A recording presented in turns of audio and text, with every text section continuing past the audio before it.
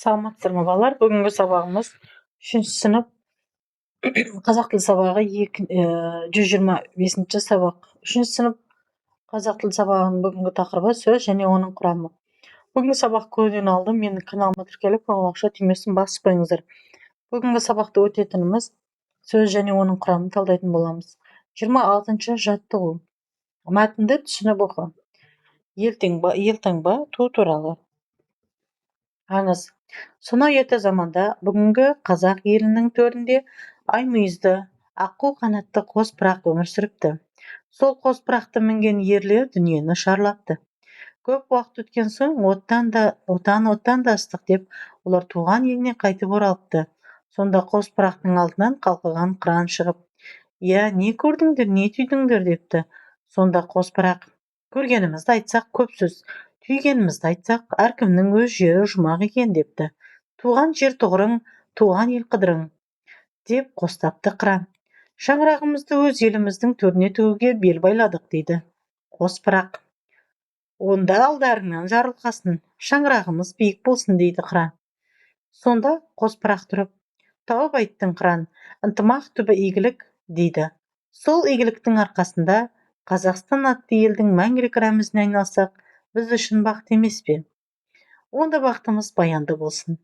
Міне қысқаша түйіп айтсақ, еліміздің елтаңбасы мен туы осылайша пайда болыпты.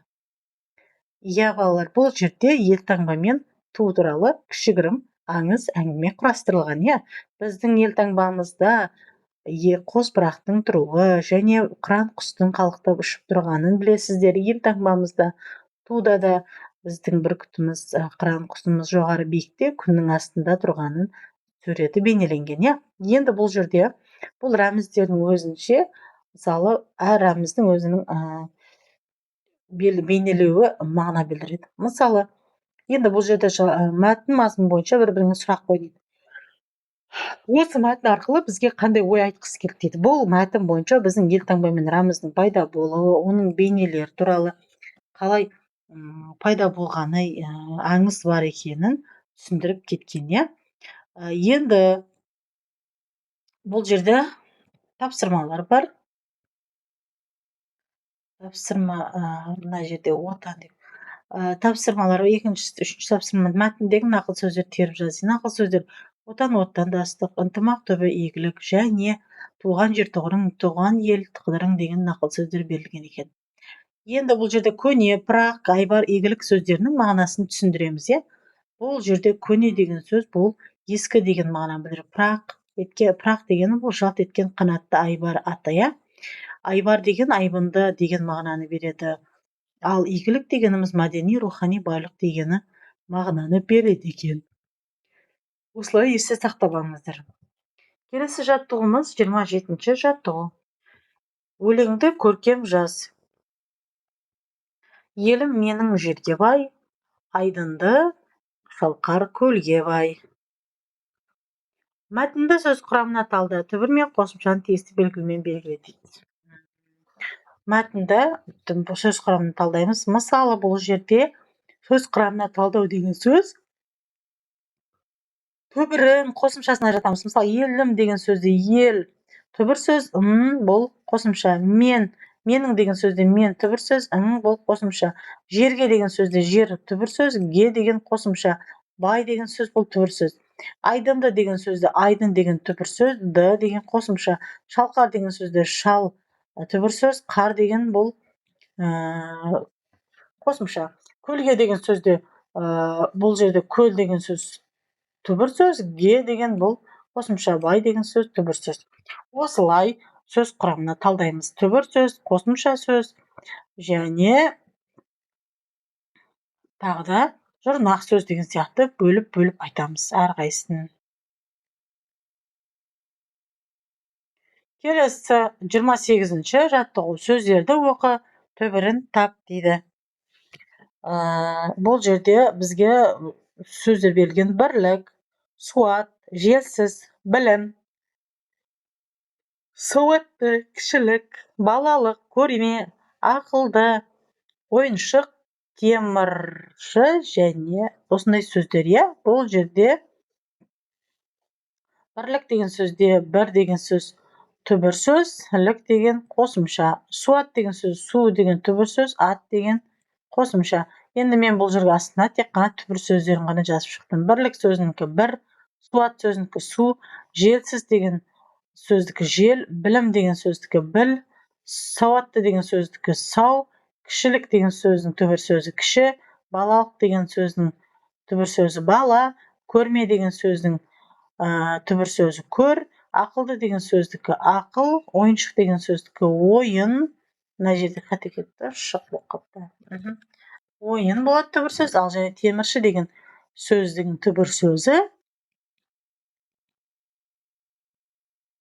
түбір сөзі темір деген сөз екен. Жұрнақтар сөз мағынасына қалай өзгерткенін түсінді дейді. Жұрнақтар жалған кезде қандай болады сөз мағынасы? Жұрнақ жалғанбаған кезде сөз басқаша болады. Мысалы, бірлік деген сөзде бір деген сан шығады, иә? Мысалы, мына жерде тек түбір сөзі бір деген бұл сан есім.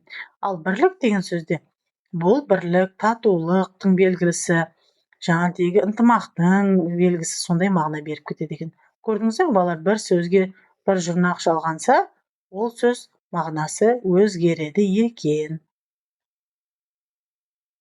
Келесі 29-шы жаттығу сөздерді сөз құрамына талдап кестеге түсір дейді. Сөз құрамы дейді. Мысалы, бұл жерге бірінші сөз жүзгішті деген сөз берілген, иә? Енді осы сөзді жүзгішті деген сөзде біз сөз құрамын талдаймыз. Жүз деген түбір сөз болады, гіш деген жұрнақ болады, т деген жалғау болады. Көлшік деген сөзде көл түбір сөз, шік жұрнақ болады. Жалғау жоқ. Достықпен деген сөзде дос түбір сөз, тық деген жұрнақ және пен жалғау болады. Ал мектепте деген сөзде мектеп бұл түбір сөз, те деген жалғау болады екен. Балалар, есте сақтап алыңыздар, иә? Осылай біз бір сөзді осылай түбір сөз, жұрнақ, жалғау, қосымша деп сөзді осындай бөліктерге бөліп, құрамын бөліп көрсетеді екенбіз.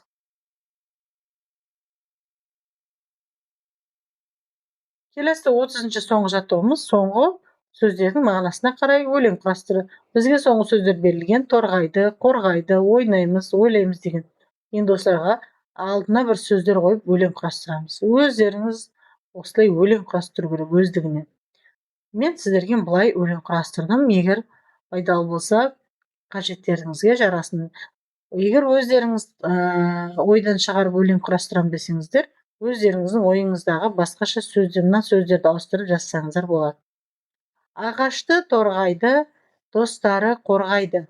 Бәріміз бірге ойнаймыз, ойнаймыз да ойлаймыз.